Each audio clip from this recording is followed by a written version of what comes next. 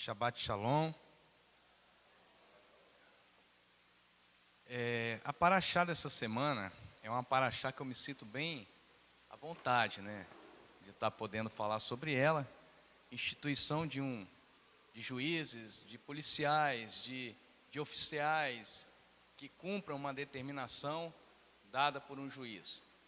Mas eu confesso aos irmãos que o assunto que nós vamos tratar aqui me incomodou demais, demais. E os irmãos vão poder compartilhar desse meu incômodo durante o estudo.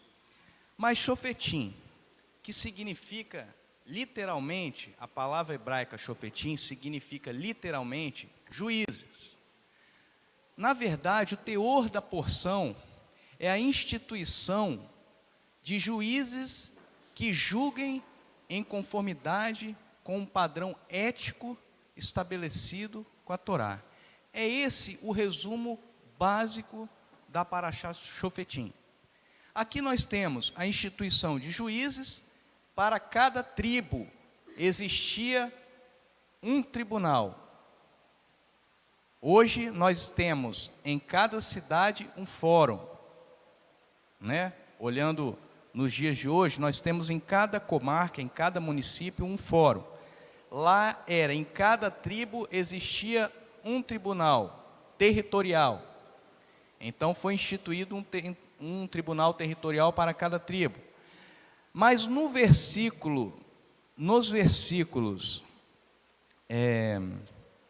8 em diante, até o versículo 13, nós temos ali a instituição do Supremo Tribunal. Esse, segundo a tradição judaica, é a reunião dos 70 anciãos, esse Supremo Tribunal, que julgavam, as causas mais difíceis, que julgavam as causas que provinham das tribos, que as tribos decidiam e eram muito, muito difíceis e eram lançadas para o Supremo Tribunal. Enfim, esse é o resumo da paraxá. Mas há um conceito maior nessa paraxá, e é isso que nós vamos tratar. O que a paraxá trata aqui não é apenas de uma instituição de juízes para julgar, mas é a instituição de juízes com capacidade de julgar. É diferente, irmãos. Nós temos seres humanos que julgam. E julgam como? Como que você vai julgar o seu próximo se você não tem capacidade para julgar o seu próximo? Obrigado, minha irmã. Então, o que diz aqui no capítulo 16, versículo 18, 20, vamos lá para a gente poder ler. Devarim, capítulo 16, versículo 18, 20. Devarim, para quem não sabe, é o livro de Deuteronômio, capítulo 16, versículo 18 a 20. Diz assim: indica para ti juízes e policiais ou oficiais para tuas tribos, em todos os teus assentamentos que o Senhor teu Deus está te dando. E observe essa expressão, e tenha a certeza que eles vão administrar um julgamento honesto para o povo. Não adiantava Moisés instituir juízes apenas. Ele tinha que instituir juízes e ter a certeza de que aqueles homens procederiam de uma maneira honesta, fariam um julgamento honesto. Mas, meu irmão, me responde uma coisa. Para eu julgar, eu preciso ter uma norma. Não é verdade? Como que eu vou saber que homicídio é crime se ele não é considerado crime pela norma? Não tem como. Como que eu vou saber se roubar é crime, é pecado, se a Torá não dissesse que roubar é pecado? Não teria como. Então, os juízes, eles só poderiam julgar segundo a norma. Independente se a pessoa fosse pobre, rica, preto ou branco, homem ou mulher, eles teriam que julgar segundo a ética da Torá. E é isso que fala aqui. Continuando, não torças a justiça e não des consideração especial a qualquer um. Não tome suborno, uma vez que o suborno faz cego o sábio e perverte as palavras do íntegro. Persegue a perfeita honestidade, de modo que tu viverás e ocuparás a terra que Deus, teu Senhor, está te dando. Este é o princípio de Shofetim. Shofetim não significa apenas juízes. Shofetim não significa apenas levantar juízes para julgar. Shofetim significa equilíbrio, equidade, honestidade. E aí, em toda a porção que eu creio, eu entendo, que essa porção de Shofetim é uma das mais amplas da Torá. Porque nós temos aqui inúmeros ensinos para nós. E continuando, você pode ver lá no capítulo 18, os direitos dos sacerdotes e dos levitas. Você pode ir lá no capítulo 19 e ver as cidades de refúgio, que eram aquelas cidades destinadas a receber o homicida. Para quê? Para ele se resguardar de não ter um vingador atrás dele. Então, aquele que matava sem a intenção de matar, era colocado nesta cidade, para que o vingador do sangue daquele que morreu não viesse atrás dele. Então, olha bem, a cidade de refúgio, no capítulo 19, nós temos aqui a norma que diz que você não pode condenar ninguém a não ser com 2 ou 3 testemunhas. Eu falei isso para um promotor esses dias. Eu estava no júri e não tinha testemunha contra o réu, apesar de que eu entendia que o réu era culpado, mas não tinha testemunha. E eu citei esse versículo bíblico na hora da minha fala. Eu falei, olha, a Bíblia Sagrada, em Deuteronômio tal, fala que eu não posso condenar se eu não tiver 2 ou 3 testemunhas. E eu não tinha, mas foi condenado, não tem, né? Matou, foi condenado. Mas então, é isso que a Parashá Shofetim traz. Note a mobilização, nós temos aqui mobilização para a guerra no capítulo 20, né? Então, tudo isso Moisés está colocando ali como um arcabouço legal para ser seguido por esses juízes. Mas, irmãos, agora acaba aqui a minha, como que eu posso dizer? Eu estar à vontade para falar sobre justiça com vocês. Acaba aqui, porque o tema que nós vamos tratar aqui é muito profundo. E sinceramente me deixa até um pouco assim, temeroso, porque são várias interpretações que você tem sobre isso. E eu deixei de falar sobre isso aqui, de tecer esse assunto aqui de início, justamente com esse propósito, de chamar a atenção de vocês. Vamos lá no capítulo 18 de Deuteronômio. Eu fiz até agora uma breve disposição do que vem a ser Shofetim. Mas Shofetim, a nossa justiça, irmãos, ela é tão minúscula, tão pequena em relação à justiça de Adonai, que a gente acha que determinadas coisas não são práticas de justiça. Né? A gente acha que determinadas coisas não são práticas de justiça. E eu vou mostrar para vocês aqui agora uma situação que você tem que erradicar para praticar a justiça. Se você não erradicar, você não está praticando a justiça. Olha só, capítulo 18, versículo 9.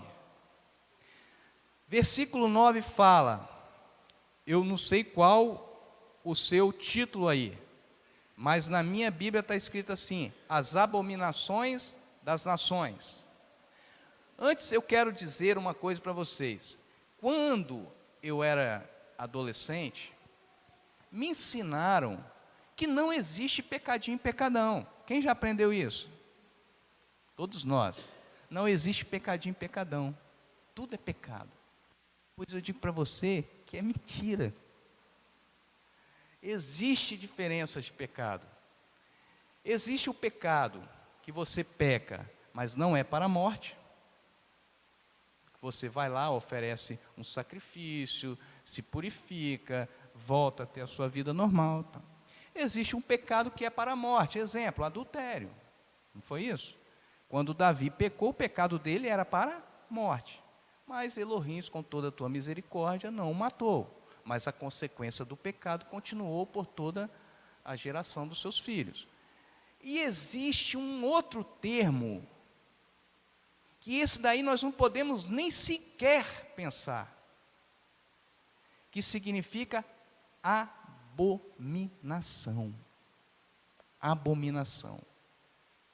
É algo que nós devemos afastar de nós por completo. Nós somos seres humanos, temos a tendência a errar, a pecar. Mas a abominação é algo que nós devemos refutar de primeira. Não devemos nem pensar. E é justamente isso que diz esses versículos que nós vamos ler. As abominações das nações. Diz assim: quando tiverdes entrado na terra que o Senhor teu Deus te dá, não imitarás as abominações dessas nações. Não haja no teu meio quem faça passar pelo fogo o filho ou a filha, nem adivinhador, nem prognosticador, nem agoureiro. Prestem atenção, irmãos. Nem agoureiro, nem feiticeiro, nem encantador, nem necromante, nem mágico, nem quem consulte os mortos.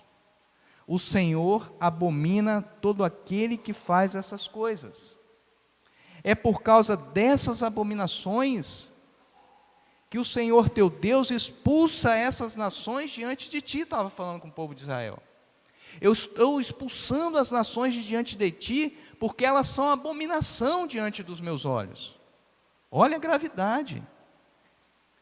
Serás perfeito diante do Senhor teu Deus. As nações que hás de possuir dão ouvidos a agoreiros e a adivinhos, mas a ti, o Senhor teu Deus, não permite tal prática. Não permite tal prática.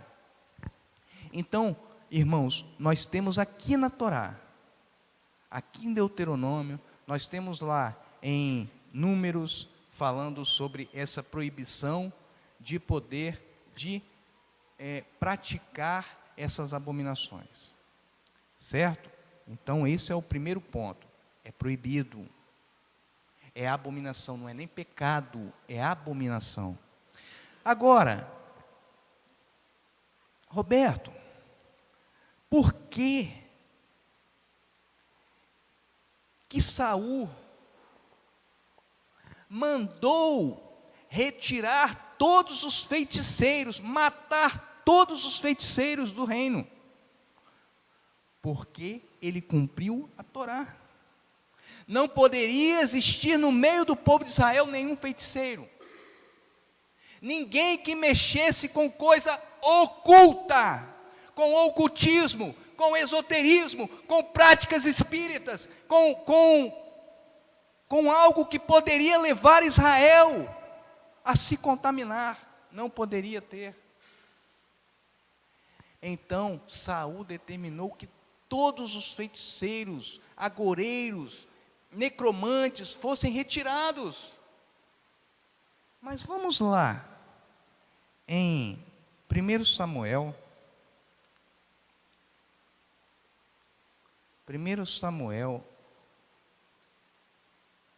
capítulo 28. 1 Samuel, capítulo 28. Vamos começar do versículo 3, irmãos. Eu vou ler para vocês, e vocês vão me acompanhando. Está escrito assim, olha, esse assunto é um assunto polêmico, por favor, não tirem concepções precipitadas. Vamos estudar. Eu não estou aqui para dizer que o que eu estou falando é o correto. Eu estou aqui para fazer vocês pensarem. Ok? Pensarem. Samuel 3, versículo 3. 1 Samuel, capítulo 28, versículo 3. 3. Já Samuel era morto. Então Samuel era o quê? Morto. Estava dormindo, né? No Seol, lugar de descanso dos mortos. Samuel era morto. E todo Israel o tinha chorado e o tinha sepultado em Ramá, que era a sua cidade. E Saul havia desterrado, colocado para fora os necromantes e os adivinhos.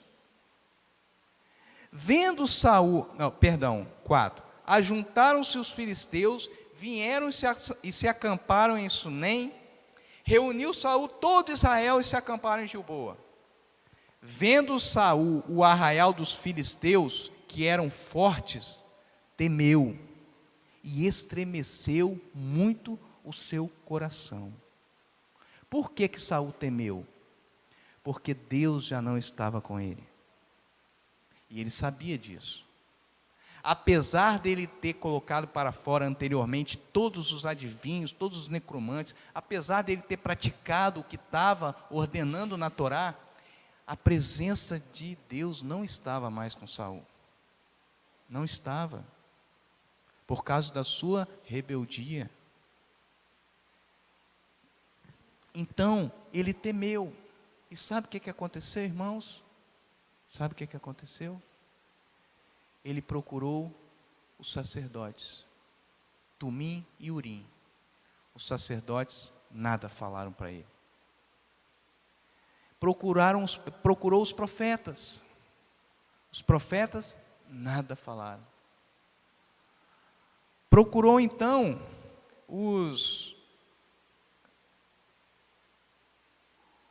deixa eu ver aqui. Havia desterrado, reuniu todo Israel, tal. Procurou e nem lhe respondia por sonhos. Quer dizer, nem por Turim, nem por Tumim, nem pelos profetas e nem por sonhos Deus falava com Saul. Aí sabe o que Saul fez? Versículo 5, versículo 6. Consultou Saul ao Senhor, porém o Senhor não lhe respondeu. 7. Então disse Saul aos seus servos: buscai uma necromante, porque eu quero saber as coisas ocultas. Eu quero saber o que vai acontecer comigo na guerra. Meus irmãos, se o Eterno não está falando com você, nem por sonho, nem por visão, nem por profeta, nem pela palavra dele, então há algo errado na sua vida. E a primeira coisa que ele foi fazer era o quê? Buscar aquilo que era proibido, que era abominação aos olhos do Eterno. Para quê? Para saber aquilo que não lhe pertencia saber. Então, continuando, diz assim: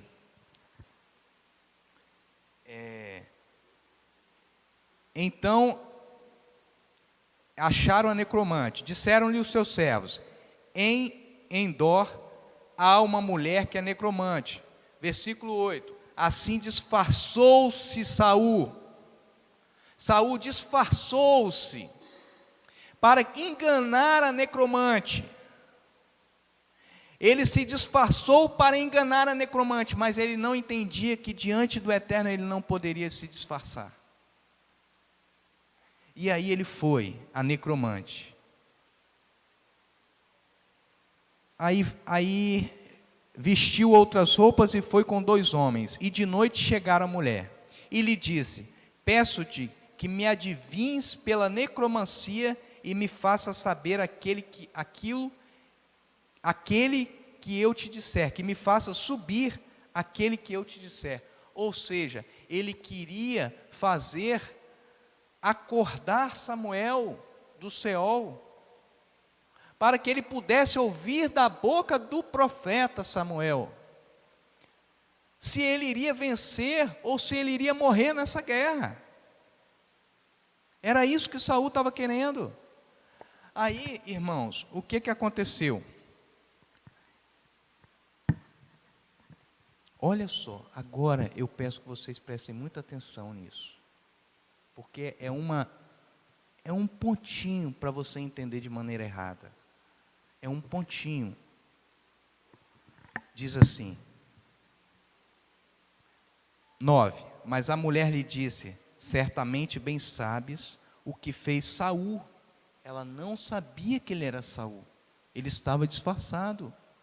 Aí disse: bem sabes o que fez Saul, como exterminou da terra os necromantes e adivinhos, porque me armas um laço à minha vida, para me fazeres morrer?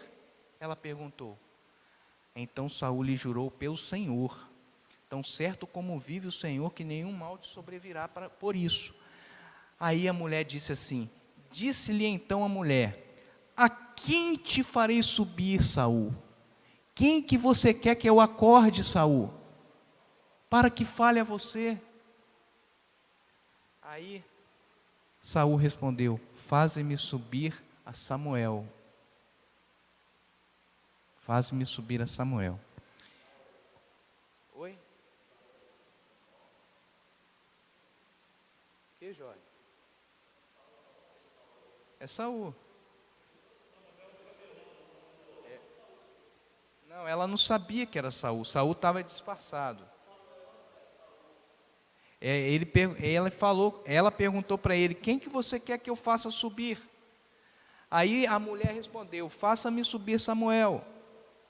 Aí no versículo 12, quando a mulher viu Samuel, ela gritou, se assustou.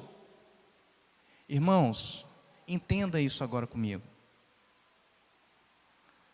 O cristianismo tem tratado esse assunto como que quem estava subindo ali eram demônios. Não é.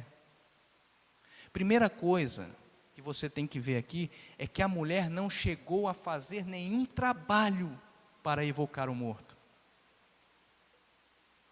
Você não vê nenhuma manifestação da necromante chamando Samuel. Quem trouxe Samuel para falar com Saul foi o Eterno, não foi a necromante. Porque Deus não faria que a necromante fosse honrada ali, porque era proibido, era abominação diante do Eterno. Então, o que acontece aqui? A necromante, ela fica assustada, porque ela viu Samuel. Ela nem viu Samuel. Olha o que ela viu aqui, ó. Quer ver o que ela viu aqui? Ó, ela viu assim, ó. Deixa eu pegar aqui a expressão em hebraico que ela utilizou. A quem farei subir para ti? A expressão que ela utilizou ali com Saul era aliar. Aliar. A quem farei subir? Aí ela foi e falou assim, ó. A mulher disse assim, viu a Samuel, gritou em alta voz e disse a Saul: por que me enganaste, Saul? Quando ela viu Samuel, ela rapidamente reconheceu Saul. Ela não chegou a fazer nenhum trabalho para invocar aquele homem. Mas eu estou procurando aqui outra coisa. Aqui. Aí Saul pergunta para ela assim: o que vês? Porque ele não estava vendo, só ela estava tendo visão. Ela não falou com Samuel, ela estava vendo. Em nenhum momento ela falou: venha Samuel. Não, ela não teve trabalho nenhum. Quem trouxe Samuel para falar diretamente com Saul foi Deus. E eu vou te mostrar que o diálogo foi travado diretamente de Saul com Samuel. Olha só. O que vês? Perguntou Saul. Disse a mulher: um Elohim Haiti Alim Miharetz. Ela respondeu a Saul assim: vejo um Elohim Haiti Alim Miharetz. ela viu um poderoso, um juiz, vindo, subindo da terra. Ela disse a Samuel, ela disse a Saul, e agora? Ela estava vendo ali quem? Era Deus, Elohim? Não, agora nós temos que entender o que significa a palavra Elohim. Muitas vezes a palavra Elohim, com o E maiúsculo, é usado para tratar do Deus poderoso, do Todo-Poderoso. Mas a palavra Elohim, com letra minúscula, ela é considerada para juízes, autoridades que têm, autoridades com poder. Isso é usado Elohim com letra minúscula. E a palavra que diz aqui, na Bíblia do Ferreira Almeida, ela diz, veja um Deus. Veja um Deus. Lá em Salmo 82, o salmista também fala isso. Ele diz assim, Deus, Elohim, está na congregação dos poderosos, julga no meio dos deuses. Aí, mais à frente no Salmo, vai falando, no Salmo 8, você pode ver que o termo Elohim estava sendo aplicado para magistrados, juízes e pessoas que ocupavam autoridade, que era Elohim com letra minúscula. Então Elohim, quando é aplicado aqui nessa passagem, ela estava falando do Elohim com letra minúscula. Ela estava falando que estava subindo um poderoso, um homem poderoso, um homem de autoridade. Aí ele perguntou, e como é a aparência dele? Saul perguntou, e ela disse, vem subindo um Ish Zaquém. Um Ish Zaquém, que significa um ancião, envolto numa capa, um justo, um homem justo. Saul entendeu rapidamente que era Samuel. Saul entendeu ali rapidamente que era Samuel e se prostrou com o rosto em terra. A partir de então, não houve mais participação da mulher. Não houve. Ali foi travado um diálogo. Samuel entrega, quer ver? Samuel entrega para Saul a profecia. Disse Samuel, versículo 15 a Saul, por que me inquietas fazendo-me subir? Agora eu vou falar uma coisa, homem tem poder de ressuscitar os mortos? Algum homem tem esse poder? Quem pode ressuscitar? Somente Elohim. O que Deus fez ali era permitir que Saul ouvisse a profecia de que ele iria ser abatido. Por causa dos seus erros diante de Adonai, por causa das suas abominações diante de Adonai. Ali foi o fim de Saul, irmãos. Buscar a necromante foi o fim de Saul. Foi o fim. Ele tinha errado antes, mas ele continuou em vida. Mas ele buscar a abominação para si foi o fim dele. Por que eu contei por que eu trouxe à tona essa situação de Saul? Porque há muita confusão no meio teológico sobre o assunto. E não precisa ter confusão nenhuma. Não precisa ter confusão nenhuma. O que a palavra quer dizer aqui é isso. Que Deus fez com que Saul ouvisse da boca do profeta que ele queria ouvir, qual seria o seu fim. Não houve poder da necromante, não houve trabalho da necromante, porque isso é abominação, Deus jamais iria permitir isso.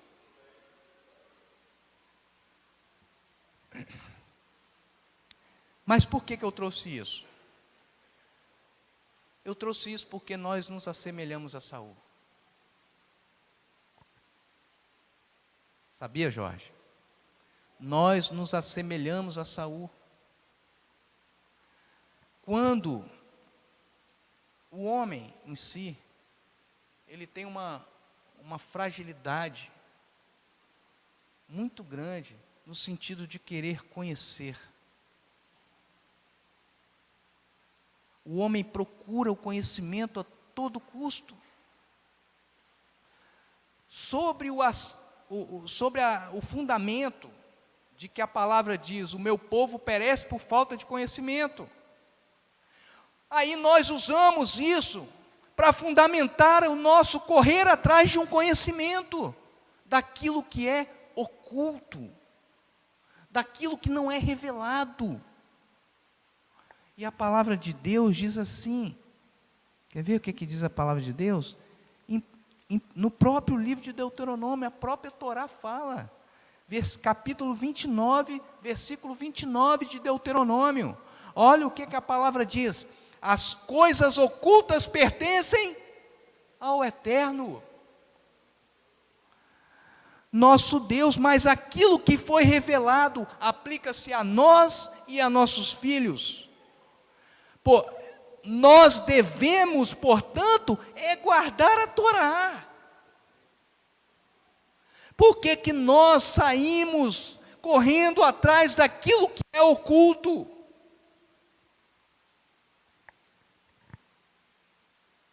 Por quê? Porque queremos saber mais do que o outro.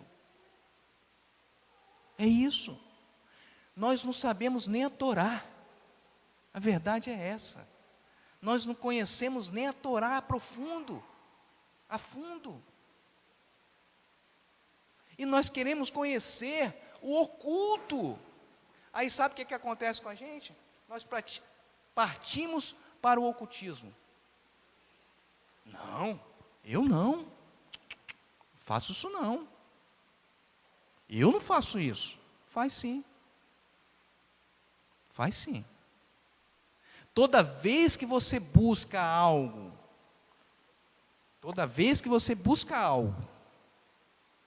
que não te é revelado, você pratica o ocultismo. Você pratica o esoterismo. Pois eu vou te falar, irmãos, o povo de Israel no Egito ficou ali 400 anos. 400 anos aquele povo assimilou deuses egípcios. 400 anos aquele povo assimilou as práticas pagãs. Saiu do Egito, veio Babilônia, veio Pérsia, veio Roma, e todo esse tempo o nosso povo tem assimilado práticas pagãs. Estou falando do judaísmo. E o cristianismo, que se levanta falsos profetas para declarar o que nunca foi declarado. A mesma coisa. Estou falando do cristianismo, que levanta para você e fala: estou tendo um sonho, que você vai fazer isso, isso e isso, quando Deus não mandou ele sonhar nada. É o mesmo erro, é o oculto, é o ocultismo. Isso se chama esoterismo. Quer ver o que significa esoterismo? Esoterismo significa práticas humanas em busca do conhecimento do oculto, conjunto de ensinamentos e conhecimentos filosóficos e religiosos que buscam desvendar o sentido oculto do universo. Não sou eu que estou falando, não. É o dicionário. A palavra esoterismo deriva do grego esotéricos e significa algo escondido. Portanto, significa o estudo que se oculta às pessoas, revelando-se no tempo certo aos iniciados, aqueles que se iniciam nessa prática.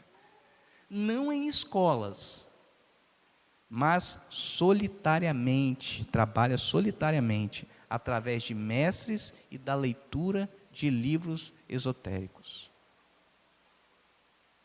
Mas você pode dizer assim: mas por que Roberto está falando isso? Eu não faço nada disso. Eu não leio livro esotérico, eu não faço isso, eu não faço aquilo, eu não vou procurar centro espírita, eu não faço. eu não vou procurar necromante, eu não vou procurar adivinho, eu não vou procurar nada. Você sabe qual é a sua conduta? Você vai procurar fora da Torá o conhecimento que você quer. Fora da Torá você só vai ter um conhecimento: humano e oculto. Tudo o que há para entendermos foi nos revelado. Nós não temos que procurar mais nada, está tudo aqui. Deus que falou isso, não sou eu que estou falando. Não sou eu que estou falando. Eu não estou dizendo aqui, irmãos, que eu sou contra ler, que eu sou contra procurar nada, não. Lembra que eu falei com vocês que eu não estou colocando aqui uma verdade minha, eu estou colocando aqui uma situação para fazer vocês pensarem. Pense se isso é certo ou se é errado.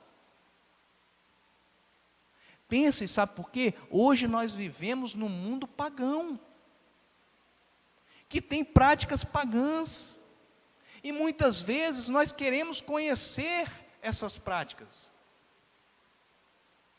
e aí nós deixamos de lado o que é mais importante para nós: a santidade que está na Torá. Nós não temos que ser mais expert do que o outro, nós temos que ajudar um ao outro a conseguir a santidade. Nós não temos que teorizar sobre assunto, nós temos que ajudar a praticar a Torá. É isso que nós temos que fazer. E nós não fazemos. Nós queremos nos impor sobre o outro naquilo que nós entendemos, e a nossa posição é a correta. E não é assim que a Torá fala. O meu povo perece por falta de conhecimento. Esse conhecimento que está sendo falado ali é o conhecimento da Torá. O meu povo perece porque não conhece a Torá. É por isso que nós perecemos. Aí Israel passou o tempo todo. Deixa eu falar uma coisinha aqui para vocês. Não estava no script não. Eu vou falar aqui. Quando na Torá Deus fala, no primeiro mês do ano, no primeiro dia do mês, não é assim que a Torá fala?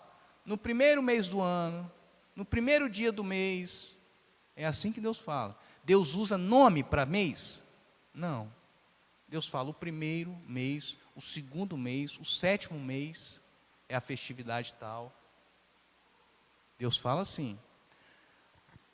Quando o povo assimilou o cativeiro babilônico, já começou a colocar nome no mês. Um nome de um mês no calendário judaico é Tamuz. Tamuz significa um deus babilônico, e faz parte do calendário judaico.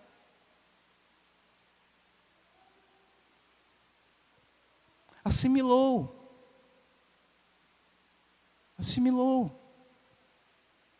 Aí nós mudamos um calendário que Deus chama de primeiro mês, segundo mês, terceiro mês, quarto mês, quinto mês, para colocarmos um nome de um Deus no calendário babilônico.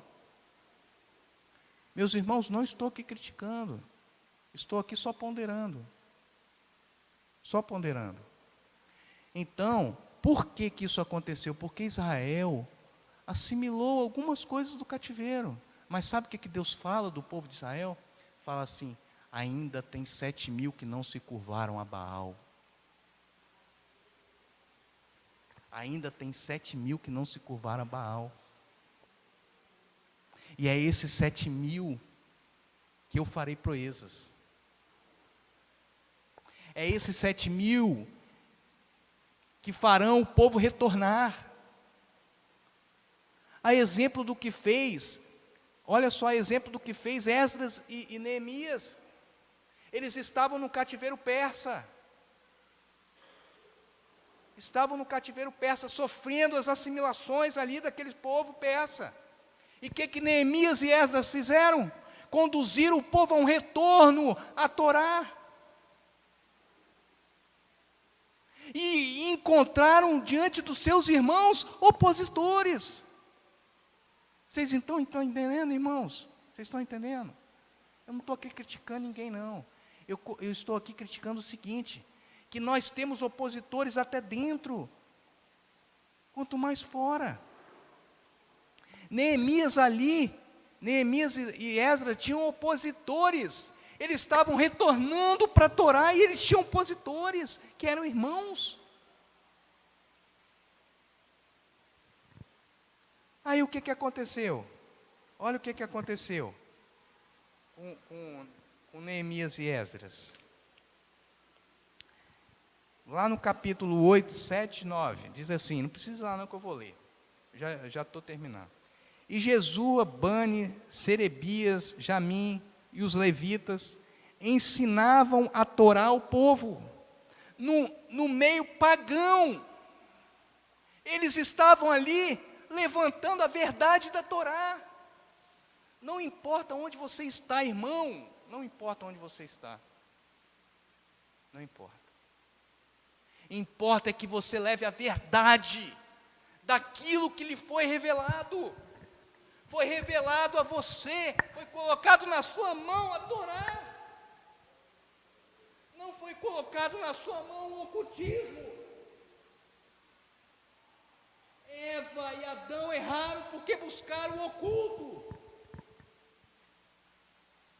Quando Deus disse, não toque nessa árvore, porque você vai conhecer o bem e o mal, eles quiseram conhecer.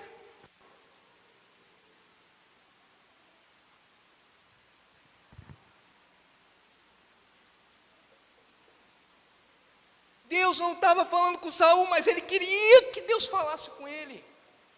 Ele queria conhecer o que Deus não lhe tinha revelado. Nós somos a mesma coisa. Aí, continuando lá em Esdras, ensinavam a Torá ao povo, e o povo estava, cada um no seu posto. Leram no livro da Torá de Deus, esclarecendo e explicando o sentido,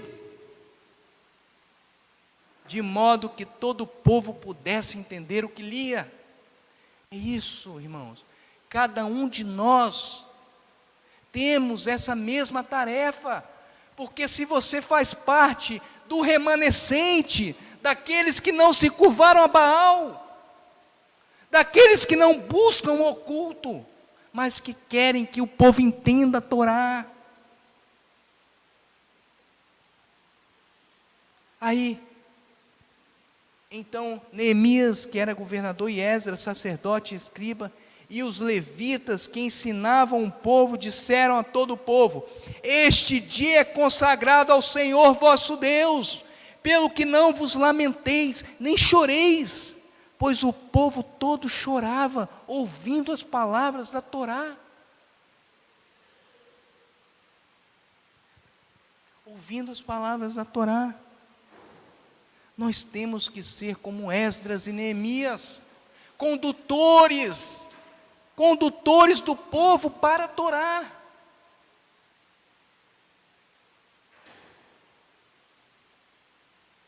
A Yeshua fala, não, vocês são condutores de cegos, fala para os fariseus. Sepulcros caiados. Vocês esquecem da Torá e vão para conhecer aquilo que nunca foi o objetivo de Deus, falar com vocês.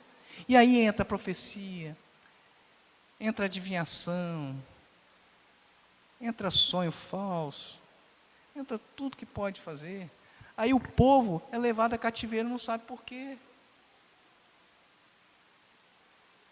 Todos nós somos integrantes do povo de Israel. Somos participantes da oliveira, somos. Mas nós temos que considerar os erros que foram praticados para que nossa geração não venha incorrer nos mesmos erros. Não podemos misturar o santo com o profano. O que é abominação, é abominação. Pense nisso. Você que almeja o conhecimento acima de todas as coisas, pense nisso.